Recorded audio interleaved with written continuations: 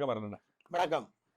முக்கியமாக இன்றைக்கு உலகம் உலகம் முழுக்க பத்தி எரிஞ்சு கொண்டிருக்க விஷயம் சொல்றதா அல்லது அடுத்த உலகப்போர் வரப்போகுது என்ற மாதிரியான ஒரு கதையாட தொடங்கி வச்சிருக்கு இந்த ஈரான் இஸ்ரேலுக்கு இடையிலான முருகல். இது இந்த வரலாறு என்ன? இது எங்கிருந்து இந்த பிரச்சனை ஆரம்பிக்கப்பட்டது? பலஸ்தீனர்களுடைய தேசமான பலஸ்தீனத்தில் இஸ்ரேல் வலுக்கட்டாயமாக உருவாக்கப்பட்ட போதே மத்திய கிழக்கின் நேச நாடுகள் அல்லது இஸ்ரேல் அங்கு ஒரு விழாவில் செருகப்பட்ட ஈட்டி போல அமெரிக்காவால் உருவாக்கப்படுவதை எதிர்த்த நாடுகள் அதற்கு எதிராக போர் தொடுத்தன. அந்த போர் பல்வேறு கட்டங்களாக நடைபெற்றது. குறிப்பாக எல்லா போர்களிலும் ஒரு முழுமையடையாத இராணுவத்தை கொண்டிருந்த எகிப்து, சிரியா, ஜோர்டான் போன்ற நாடுகள் மோசமான தோல்வியை தழுவின. இஸ்ரேல் அதனை பயன்படுத்தி கொண்டு தனது விஸ்தரிப்பை தொடர்ந்தது. குறிப்பாக சொல்ல போனால் சிரியாவிடமிருந்து கைப்பற்றப்பட்ட கோலான் குன்றுகளை இன்றும் தன் வசமே வைத்திருக்கின்றது. இது போன்ற ஆக்கிரமிப்புகளை இஸ்ரேல் தொடர்ந்து தன்னை ஒரு வெற்றி நாயகனாகவும் தனது மூக்கை யாராலும் தொட முடியாது என்ற இருமாப்பிலும் இருந்து வந்தது. உண்மையாக அதற்கு விழுந்த முதல் அடி ஹமாஸ் நடத்திய தாக்குதல். இந்த தாக்குதலும் ஈரானுடைய பின்னணியில் நடந்தது. ஈரான் தான் ஹமாஸுக்கு வேண்டிய ஆயுதங்களை கொடுத்தது, அவர்களுக்கு பயிற்சி அளித்தது என்றெல்லாம் குற்றச்சாட்டுகள் சொல்லப்பட்டாலும் கிட்டத்தட்ட 50 ஆண்டுகளுக்கு மேலாக இந்த திறந்தவெளி சிறைச்சாலை ஒன்றில் வைத்திருந்து பலஸ்தீன மக்களை இவர்கள் படுத்தி வந்த பாடே இந்த இந்த யுத்தத்துக்கு அடிப்படையான நிலக்கீழ் சுரங்கங்களை அவர்கள் உருவாக்க காரணமாக இருந்தது. ஹமாஸ் உருவாக்குறதுக்கு காரணமாக இருந்தது. குறிப்பாக அந்த அந்த காசா பகுதியில் வாழ்ந்த மக்கள் தங்களுடைய சீவியத்துக்காக, வாழ்வாதாரத்துக்காக நிலக்கீழ் சுரங்கங்களை அமைத்தார்கள். அதனூடாக அவர்களோடு ஒரு பொருளாதார வாழ்வியலை தொடர்ந்தார்கள். இன்று அந்த நிலக்கீழ் சுரங்கங்கள் இஸ்ரேலுடைய கனவை, காசாவை தரைமட்டமாக்கி அந்த மக்களை துன்புறுத்தி அவர்களுக்கு மருத்துவ உதவிகளை மறுத்து, தண்ணீர் உட்பட அத்தியாவசிய பொருட்களை மறுத்து மீண்டும் அவர்களை அடிமைப்படுத்தும், ஆக்கிரமிக்கும் திட்டத்துக்கு எதிராக அவர்கள் மாதக்கணக்கில் போர் புரிகின்றார்கள். அதனை இஸ்ரேலால் சகித்துக் கொள்ள முடியவில்லை. இதற்கு காரணம் ஈரான் என்ற கோபத்தில், அல்லது இதற்கு பின்னணியில் ஈரான் தான் என்ற நம்பிக்கையில் ஈரானை தாக்கினார்கள். ஈரான் பதிலுக்கு தாக்கும் போது இவ்வளவு பெரிய பொருளாதார நட்டம் ஏற்படும் என்பதையெல்லாம் இவர்கள் எதிர்பார்க்கவில்லை. உண்மையில் இவர்கள் எதிர்பார்க்காத அளவிற்கு பொருளாதார நட்டம் ஏற்பட்டுள்ளது. இது சம்பந்தமாக தமிழில் ஆய்வாளர்கள் ஆரோஸ் மற்றும் வேல் தர்மா போன்றோர் பல கணக்கியல் உண்மைகளை, ஒப்பீடுகளை வழங்கியுள்ளனர். அவற்றுக்குள் நாங்கள் ஆழமாக போக தேவையில்லை. இந்த பொருளாதார நட்டம் சொல்வது நீங்கள் இஸ்ரேலுக்கும் கூட்டாளிகளுக்கும் ஏற்பட்டுள்ள நட்டஈடு. மிக சுருக்கமாக சொன்னால் 60 மில்லியன் ஈரான் தாக்குதலுக்கு செலவழித்தது என்று வைத்துக் கொண்டால், அந்த தாக்குதலை தடுத்து ஆட்கொள்வதற்கு கிட்டத்தட்ட 1100 கோடிகள், 1100 மில்லியன்கள் செலவழிந்தது என்று சொல்கிறார்கள். வேல்தர்மா இன்னும் கொஞ்சம் அதிகமாக போய் ஒரு பிரேக் டவுனும் கொடுக்கின்றார். முக்கியமாக இந்த தாக்குதலுக்கு செலவழிக்கப்பட்ட பணத்தொகையை விட அதனை தடுத்தாட்கொள்ள செலவழிக்கப்பட்ட பணத்தொகை பல மடங்கு. இது போன்ற ஒரு போரை அமெரிக்காவாலோ அதன் கூட்டாளி நாடுகளான பிரிட்டனாலோ பிரான்சாலோ இல்லை மத்திய கிழக்கில் உள்ள ஜோர்டானாலோ தாங்க முடியாது. ஏனென்றால் முன்னாள் அமெரிக்க ஜனாதிபதி ட்ரம்ப் அவர்களின் வார்த்தைகளில் சொன்னால், எங்களுக்கு நட்டமான போர்களை நாங்கள் தொடர்வதில்லை. அப்ப இந்த முக்கியமாக இன்று ஆரம்பிக்கப்பட்டிருக்கின்ற இந்த தாக்குதல், இந்த பிரச்சனை என்பது பின்னணி காசா அல்லது பலஸ்தீனத்துக்கும் இஸ்ரேலுக்கும் இடையிலான முருகல் நிலை, அதாவது ஹமாஸினுடைய இந்த இஸ்ரேல் மீதான தாக்குதலின் அடிப்படையில் இருந்து தொடர்ந்து வருகின்றது என்று சொல்லலாமா? அல்லது இதற்கு வேறு, ஏனால் நீண்ட காலமாக ஈரானுக்கும் இஸ்ரேலுக்கும் ஒரு நல்லுறவு இருந்தது என்று பழைய வரலாறுகளை சொல்லுகின்றார்கள். ஒரு இணக்கமான சூழ்நிலை இருந்தது. முதலாக இஸ்ரேலை அங்கீகரித்த நாடுகளில் துருக்கிக்கு பிறகு ஈரான் இருந்திருக்கின்றது. இந்த நிலையிலிருந்து முற்றுமுழுதான ஒரு எதிர்ப்பட்ட நிலையில் தான் இன்று இருக்கின்றது. என்ன காரணமா இருக்கின்றது? இதன் பின்னணி என்னவா இருக்கு? இதற்கு முக்கியமான காரணம் 1979ஆம் ஆண்டு ஈரானில் நடந்த புரட்சி. அந்த புரட்சியினூடாக ஆயத்துல்லா கொமைனி அவர்களுடைய ஆட்சி அமைக்கப்பட்டது. அந்த ஆட்சி ஒரு சுய பொருளாதாரத்தை கட்டியெழுப்புவதிலும் ஈரானை ஒரு முதலாளித்துவ சக்தியாக, ஒரு பிராந்திய மேலாதிக்க சக்தியாக வளர்ப்பதிலும் வெற்றி கண்டுள்ளது.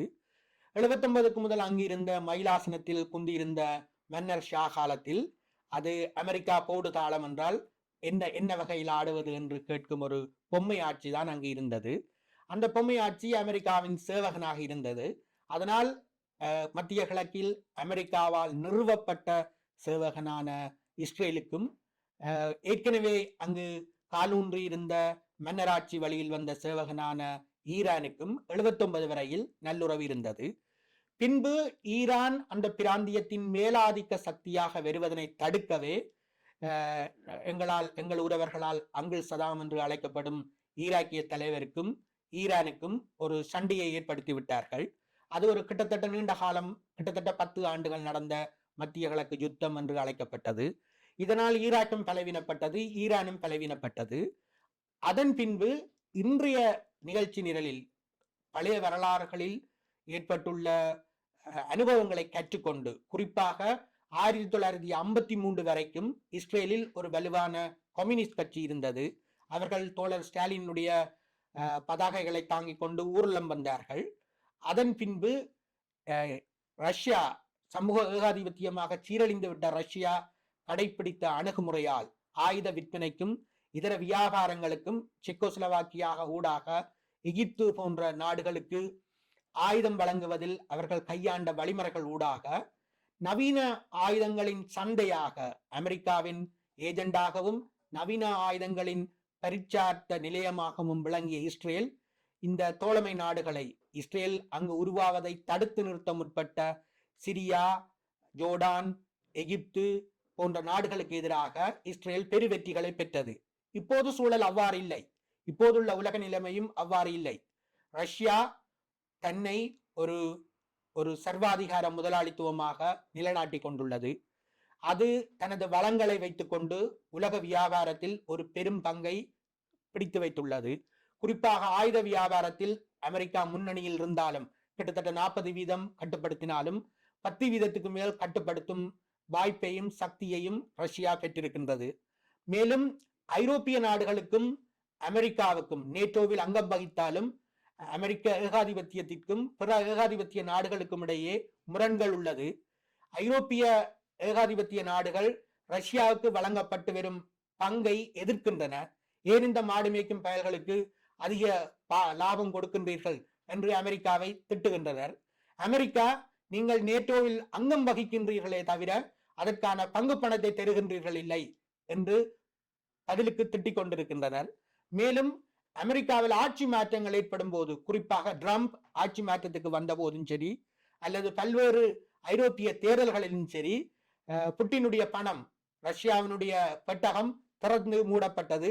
அதனூடாக பலர் விலைக்கு வாங்கப்பட்டு மாற்றங்கள் ஏற்படுத்தப்பட்டன என்றும் சொல்கின்றார்கள்.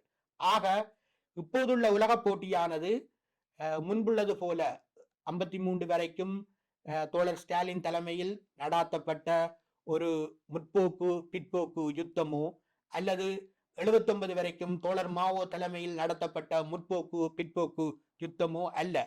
இப்போது இருப்பது வெறுமனே சந்தைக்கான போட்டி, காலனிகளை மறுபங்கீடு செய்வதற்கான போட்டி.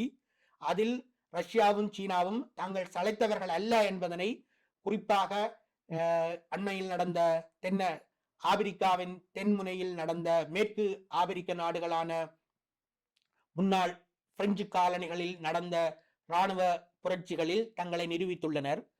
ரஷ்யா அவர்களுக்கு ஆயுதம் வழங்கி இராணுவ வல்லமையை வழங்கிய போது, சீனா அவர்களுக்கு பணத்தை வழங்கி பொருளாதார கட்டமைப்புகளை மீளமைக்க உதவியது.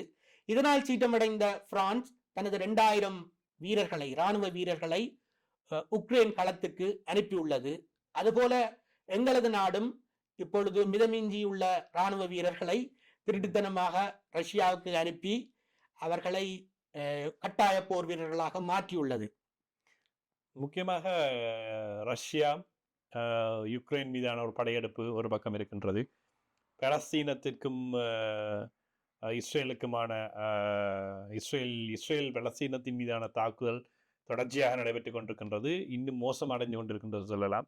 இன்னொரு புறம் தற்போது இஸ்ரேல் மீதான ஈரானுக்கும் இஸ்ரேலுக்கும் இடையிலான இந்த போர், முதலில் இஸ்ரேல் ஒரு தாக்குதலை செய்தது, அதற்கு ஈரான் பதிலளித்தது, மீண்டும் இஸ்ரேல் ஒரு தாக்குதலை செய்திருக்கின்றது.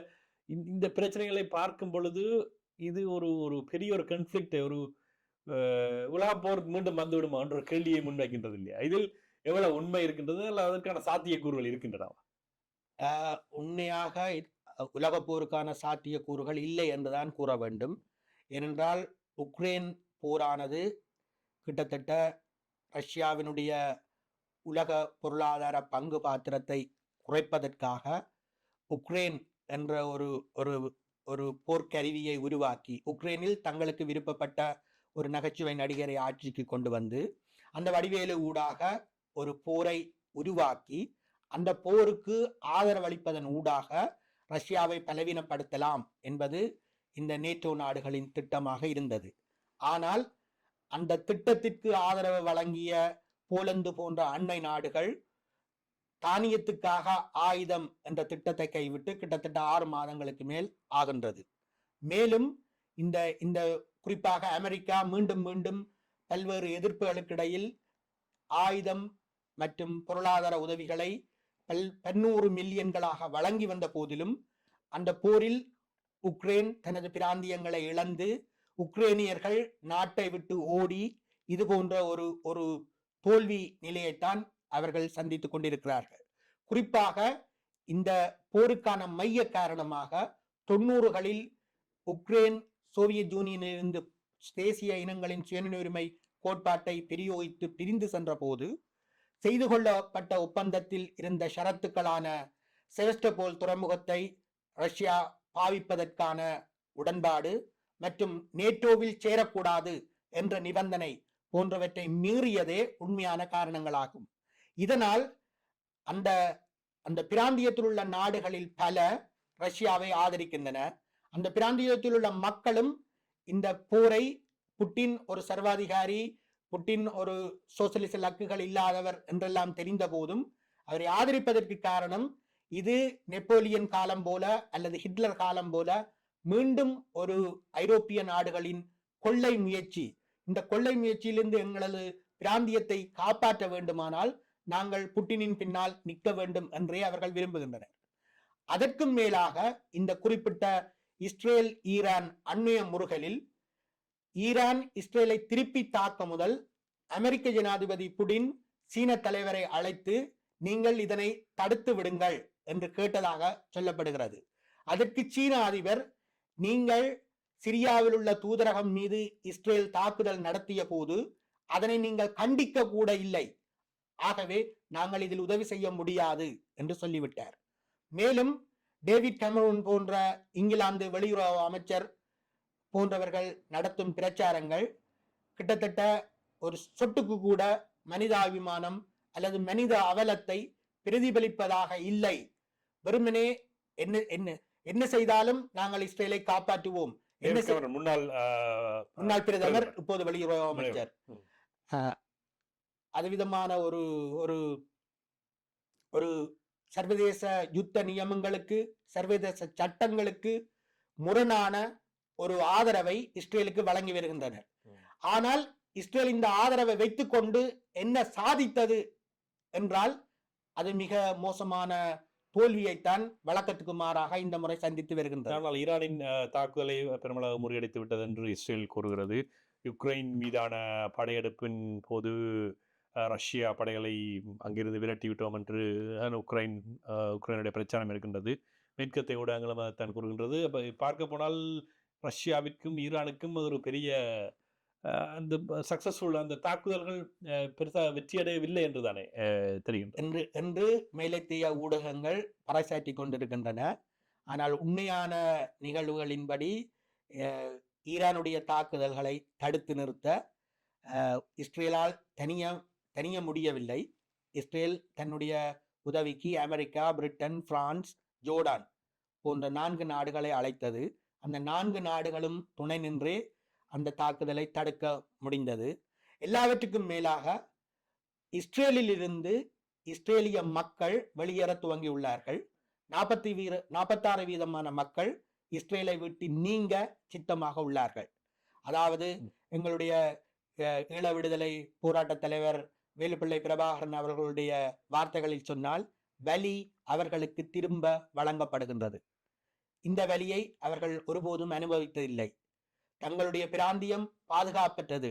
தங்களுடைய பிராந்தியத்துக்கு மேலால் தங்களுடைய வலிமை வாய்ந்த விமான எதிர்ப்பு போராட்ட போர்க்கவசங்களை தாண்டி கொண்டு ட்ரோன்கள், ஆளில்லா விமானங்கள், ஆளுள்ள விமானங்கள் வருகின்றது என்ற அச்சத்தை அவர்களால் தாங்க முடியவில்லை.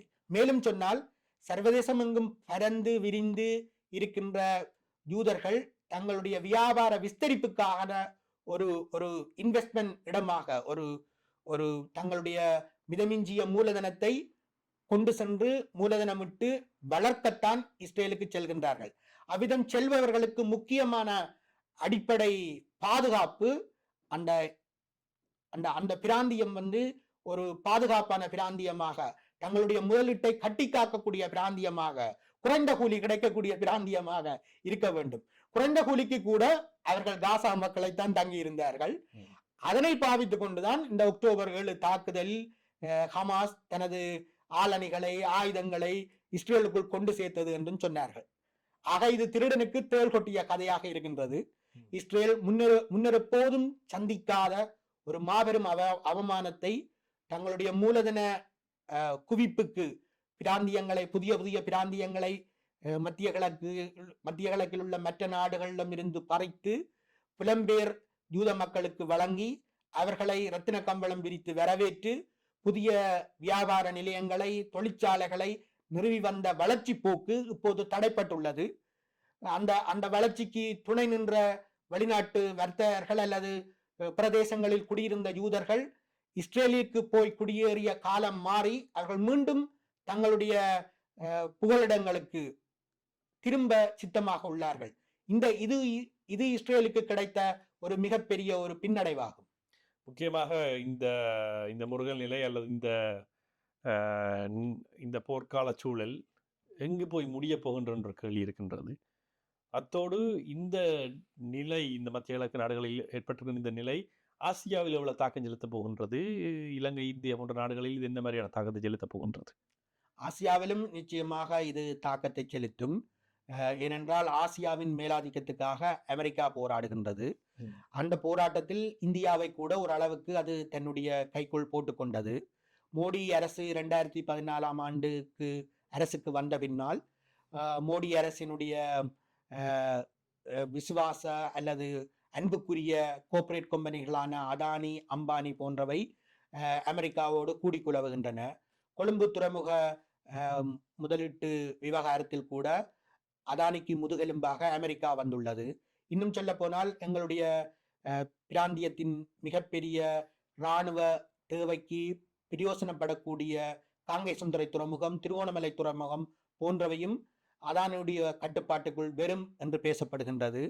குறிப்பாக ஒரு சர்வதேச நெருக்கடி இப்போது இதுபோல வரும்போது மிக பிரயோசனப்படக்கூடிய திருகோணமலையில் உள்ள எண்ணக்குதங்கள் போன்றவை ஏற்கனவே இந்தியாவின் கட்டுப்பாட்டில் தான் உள்ளன. ஆக மொத்தத்தில் எங்களுடைய நாட்டில் உள்ள ஆட்சியாளர்களுக்கு இது ஒரு சுவிச்சமான காலம். ஏனென்றால் இலங்கையை ஆக்கிரமித்து அல்லது இலங்கையில் தங்களுடைய படைத்தளங்களை நிர்மாணித்து உலகப் போரில் தங்களுடைய படைவலை சமநிலையை நிரூபிக்க விரும்பும் ஏகாதிபத்திய சக்திகளுக்கு அவர்கள் ஒவ்வொரு துறைமுகங்களையும் ஒவ்வொரு விமான நிலையங்களையும் கூவி விட்டு தங்களை காத்துக்கொள்ளக்கூடிய ஒரு அரிய வாய்ப்பு ஏற்பட்டுள்ளது. ஆனால் எங்களுடைய ஈழ மக்கள் ஒரு 30 ஆண்டு கால ஆயுத போராட்டத்தில் ஈடுபட்ட மரபுக்கு சொந்தமானவர்கள் என்பதனை நிரூபித்து வருகின்றார்கள். அதற்கு அண்மையில் ஆதாரமாக கிடைத்த சம்பவம் தான் பொன்னாவளியில் அமைக்கப்பட இருந்த சீமெந்து தொழிற்சாலை. இந்த பொன்னாவளி சீமெந்து தொழிற்சாலையானது ஜப்பானிய மூலதன உதவியுடன் நிறுவப்படும் என்பதே உண்மையான திட்டமாகும். இந்த திட்டம் தங்களுடைய ஒரு சாதனை என்று தமிழரசு கட்சி அல்லது தமிழ் தேசிய கூட்டமைப்பு தனது தேர்தல் விஞ்ஞாபனத்தில் குமுறி இருந்தது.